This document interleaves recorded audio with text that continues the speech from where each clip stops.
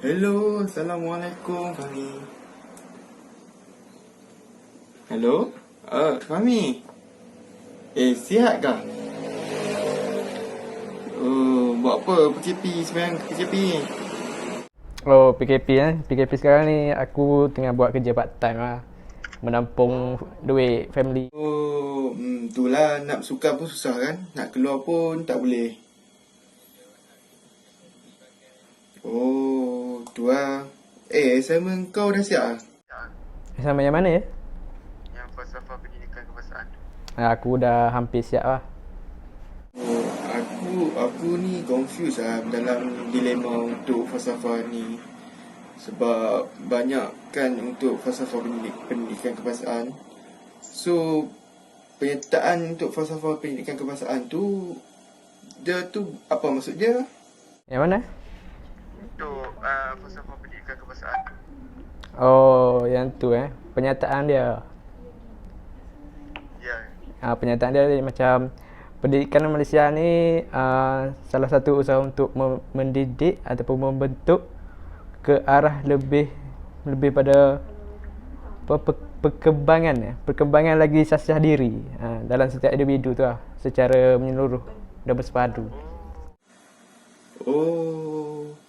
Maksudnya dia boleh melahirkan insan yang seimbang dan harmonis daripada segi intelek, rohani, emosi dan jasmani kan? Ya, betul. Sebab aku ni confused sebab dia kan dia banyak untuk 4 komponen kan. Sebab supaya yang PKP ni dia susah sikit. Sebab nak cari dalam buku dia macam terlalu padat. Kita membuatkan kita confused sikit kan. Ayat full. Sebab untuk kita fahami tu susahlah sikit kan. Kita fahami kalau boleh nak secara ringkas dalam nota terus kepada point. Dalam buku ni dia punya ayat tu ke arah ke ilmuwan sikit kan. Betul. So kalau yang aku cakap tadi tu dia macam poin-poin penting lah. Baru aku faham. Tapi lepas tu Sekejap, aku ni dalam dilema juga ni.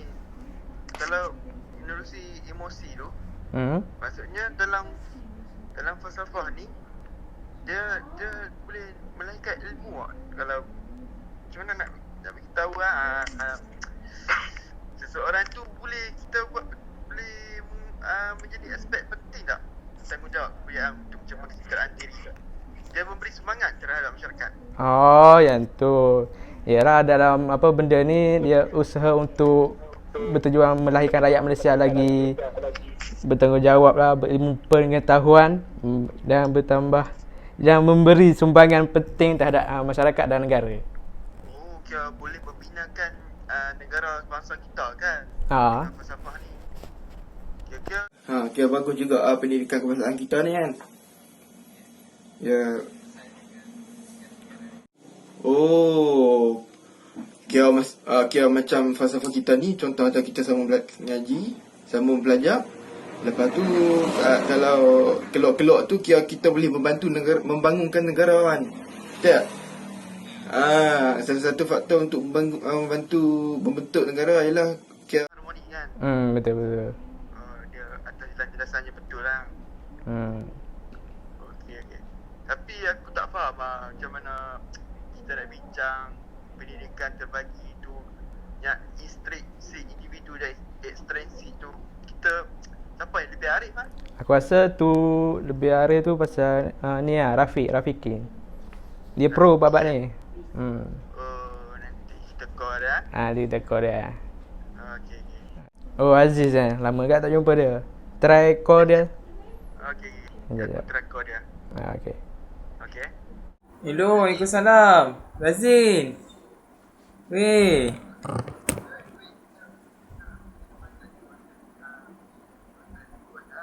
Alright, boleh.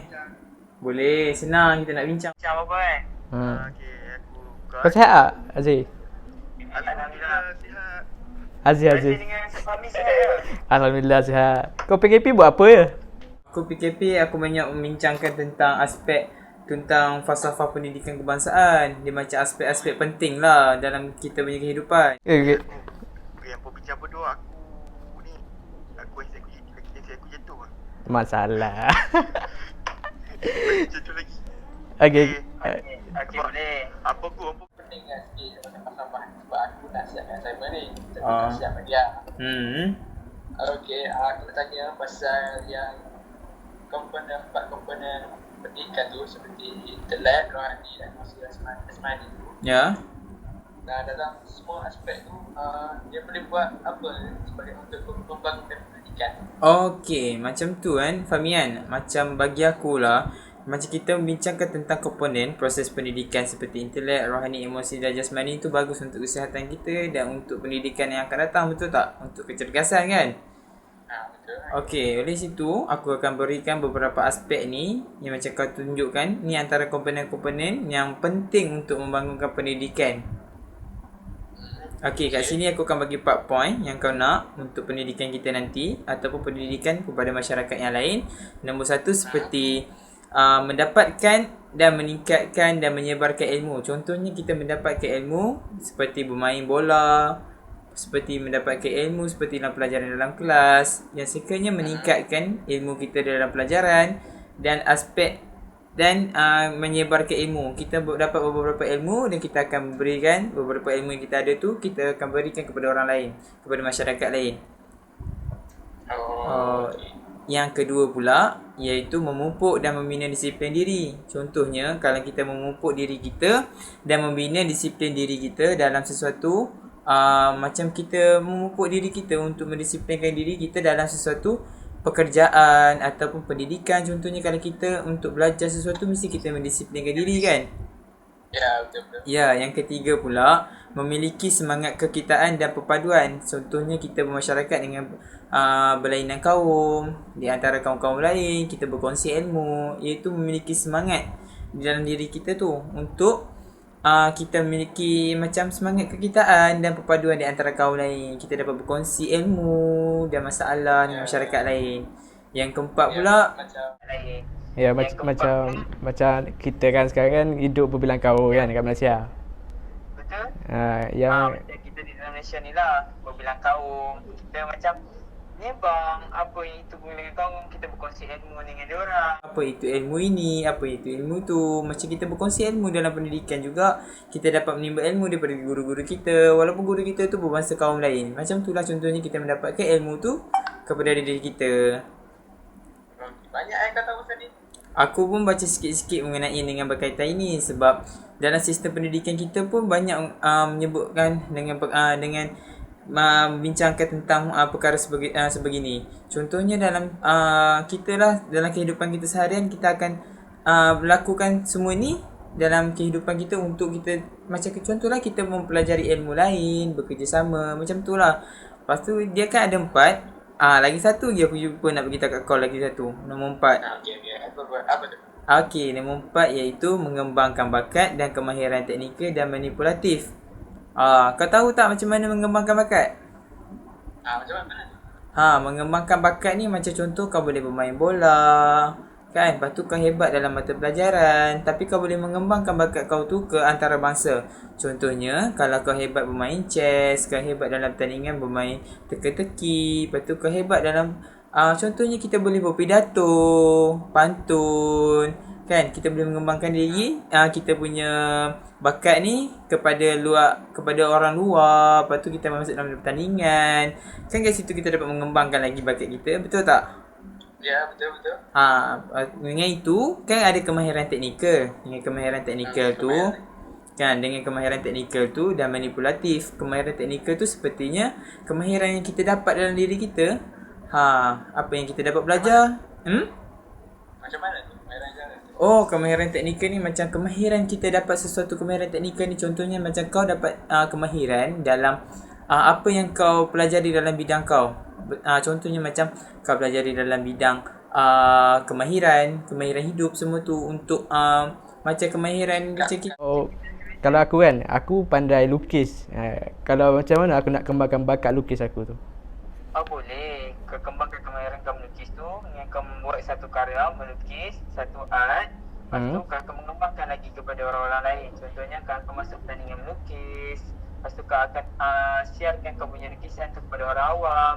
Orang awam akan berminat dengan lukisan kau. Lepas tu kau boleh buat kelas. Contohnya kau boleh buat kelas tentang bagaimana untuk membuat lukisan itu. Kau boleh menjana pendapatan kau dengan lukisan. Kau dapat membantu orang lain dengan kemahiran kau tu. Betul tak? Bila kau dapat melukis, kau dapat menolong orang lain. Kan? Okay. Okey, mana kawan kita seorang lagi? Razin. Tak, aku rasa dia dah ni lah. Oh. Kau ada apa-apa lagi tak nak tanya soalan kat aku? Aku pun Ya, ada. satu lagi soalan pasal ni. Ya? Yang apa benda elemen yang mengandung dalam pendidikan berterusan? Kalau kita dalam sampah pendidikan berterusan. Oh. Dia itu elemen dia ada dua. Elemen potensi dengan proses pelaksanaan. Kan? Ya. Okey, elemen potensi ni menunjukkan beberapa elemen yang kita ada dalam potensi diri kita. Yang kedua, proses pelaksanaan. Beberapa proses yang kita perlu laksanakan dalam pendidikan berterusan. Beberapa lagi yang kita perlu faham dalam pendidikan ni, sistem pendidikan ni. Contohnya dalam pendidikan berterusan ni, dia ada beberapa lagi, tahu tak? Apa tu? Okey, contohnya konsep pendidikan berterusan, lagi satu kriteria dan bentuk pendidikan berterusan. Antara dua ni pun kita akan prefer kepada Rafiq nanti sebab semuanya dia yang pakar lebih arif dalam bahagian ni. Sebab aku pun banyak bertanyakan soalan pun kepada dia sebab dia pun banyak pengetahuan yang lebih lagi dalam bahagian ni. Itulah tu. Sebab hari tu aku dah tanya kat dia, dia cakap dia tahu pasal benda ni, pasal apa? Ilmu apa benda ni, pendidikan ekstrinsi. Itu pun bahagian dia juga. Dia pun lebih arif lagi dengan bahagian ni sebab dia bahagian matlamat intrinsik dengan matlamat ekstrinsik ni kan. Matlamat ekstrinsik ni dia lebih arif sebab bahagian-bahagian ni pun aku banyak menanyakan soalan kepada dia sebab bahagian-bahagian sistem pendidikan ni Rafiq lebih macam dia pengetahuan yang lebih sebab dia selalu mencari semua bahagian-bahagian ni di dalam sistem online. Banyak mencari banyak menanyakan kepada orang-orang yang lain macam tu lah. Okay. Tak apalah. Okey lah, tak apalah. Nanti sekejap kita apa-apa pun kita akan call Rafiq, kita akan tanyakan soalan lagi, okey? Okey, macam ni. Apa yang aku dapat daripada pembincangan kita tadi ialah yang matlamat pendidikan ni terbahagi kepada dua, iaitu intrinsik individu dan ekstrinsik. Intrinsik terbahagi kepada beberapa seperti percaya dan patuh kepada Tuhan, berilmu pengetahuan, berketerampilan, berakhlak mulia, bertanggungjawab dan sejahtera diri. Ekstrinsik ialah memberi sumbangan kepada kesejahteraan dan kemakmuran dan terutama terbahagi kepada tiga, iaitu keluarga, masyarakat dan negara. Lepas tu, matlamat ini ialah ingin menghasilkan rakyat yang progresif, mahir serta cekap supaya membolehkannya berupaya melaksanakan tugas secara produktif serta sempurna. Rakyat yang mahir dan serta progresif mampu untuk membolehkan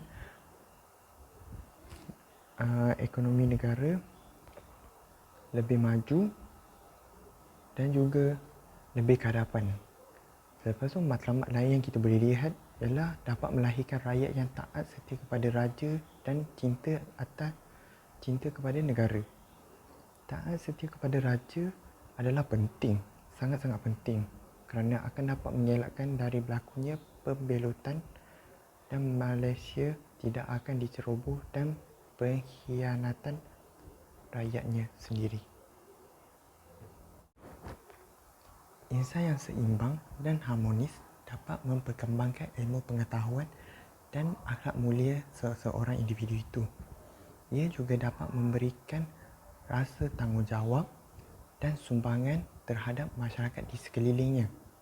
Okey, bagi model konseptual guru, ini dibina berasaskan falsafah pendidikan kebangsaan iaitu FFK dan falsafah pendidikan guru FPG yang menekankan kepentingan tiga aspek iaitu pengetahuan, kemahiran dan nilai yang disepadukan merentasi semua disiplin mata pelajaran serta program yang dirancang. Kita boleh dapatkan nanti kita akan search beberapa, kita akan tanyakan kepada Rafiq macam mana untuk dapatkan beberapa elemen ni dan proses pelaksanaan ni untuk diterangkan kepada kita semua. Okay, kayaknya kita kena tanya Rafiq lah pasal ni. Ya, sebab aku pun hari tu aku dah sembang dengan Rafiq. Sebab Rafiq cakap dia pun ada study juga bahagian-bahagian ni. So, aku pun tak baca habis lagi lah. Aku pun banyak prefer kepada dia bahagian-bahagian elemen potensi dengan proses pelaksanaan ni. So, kalau nak lebih lanjut, aku kena tanya Rafiq ni.